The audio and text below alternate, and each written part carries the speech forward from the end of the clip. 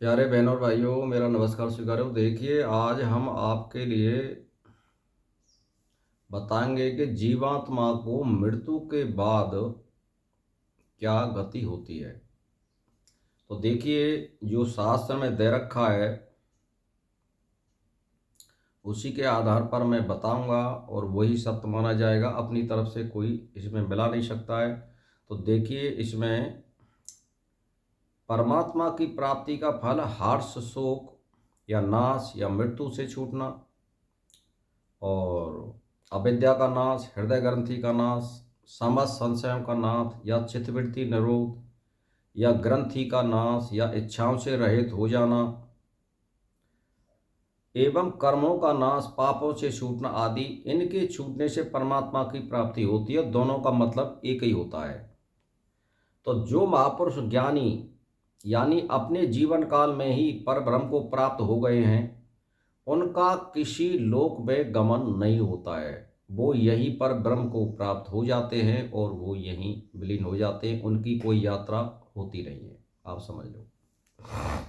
तो कहने का मतलब ये, देहपात के बाद वे सीधे ब्रह्म पर ब्रह्म में विलीन हो जाते हैं। उनका परमात्मा से विभाग नहीं रहता है, यानी वो परमात्मा में ही विलीन हो जाते हैं। उनमें बहुत तप और त्याग और योग की जरूरत है। वो कोई बिरलो होते हैं, यानी 150 करोड़ में से केवल एक ही होता है। ये इस तरह से विलीन हो जाना और परब्रह्म को यहीं पर प्राप्त करना, ये बहुत बड़ी तप और दीर्घ काल निरंतर चित्तवृत्ति निरोध करते रहना उसी के बस की बात है। अन्य किसी के बस की बात नहीं है। तो देखिए, अब इसमें ध्यान दे लीजिए कि ज्ञानी पुरुष की दो गतियां हैं। एक तो वो ये संकल्प करता है कि भाई, यदि मैं मुक्त होने का संकल्प करता हूँ और मेरी मुक्ति होनी चाहिए। एक वो संकल्प यह करता है कि भाई, मुझे जो है ब्रह्मलोक में जाना है, तो उसको देवयान मार्ग प्राप्त होगा। आप जीवन भर जिस आधार पर काम कर रहे हैं, परमात्मा उसको उसी गति को देगा।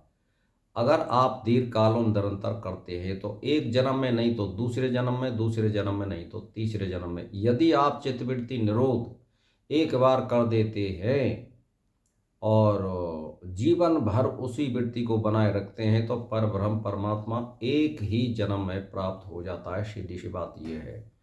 तो संकल्प आपके कैसे हैं और दृढ़ निश्चय आपका कैसा है, उसी के अनुसार आपको गति मिलती है। मान के चलिए कि आपने संकल्प किए कि भाई, मैं मुक्त होना चाहता हूं, तो वो मुक्त होगा और यहीं पर वो साधु को, ब्रह्म को प्राप्त हो जाता है। और यदि वो ब्रह्मलोक में जाने का संकल्प करता है तो वो देवयान मार्ग में जाता है।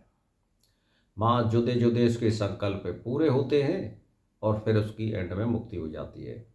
तो आप सोच लीजिए कि ब्रह्मलोक में जाने वाले सभी साधक और उपासक इसी देवयान मार्ग से ही ब्रह्मलोक को जाते हैं, अन्य कोई मार्ग नहीं है। अब कुछ अधिकार प्राप्त महापुरुष जैसे वशिष्ठ है, व्यास है,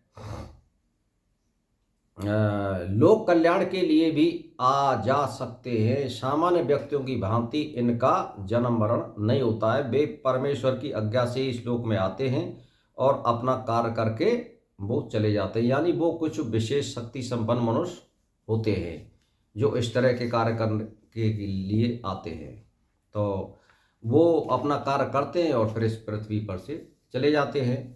तो अब ये, इनकी मुक्ति जो है अन्य पुरुषों से भिन्न होती है। ऐसे पुरुषों की, मान लीजिए, जैसे मान के चलिए कि भाई, एक तो कोई तप, त्याग, योग या परमात्मा का नाम स्मरण नहीं कर रहा है, और जो आदमी इनके सिवाय परमात्मा का ध्यान स्मरण करते हुए दिनों रात निकल जाती है और वो किसी की इच्छा ही नहीं करते हैं, ऐसी आत्माओं की विशेष गति होती है और वो विशेष कारण से यहाँ जन्म लेते हैं। इसीलिए उनको जो कार्य के लिए भेजा जाता है उस कार्य को करके वो चले जाते हैं। वो इस तरह के पुरुष पुरुष होते हैं, वो विशेष पुरुष होते हैं, वो अलग पुरुष होते हैं।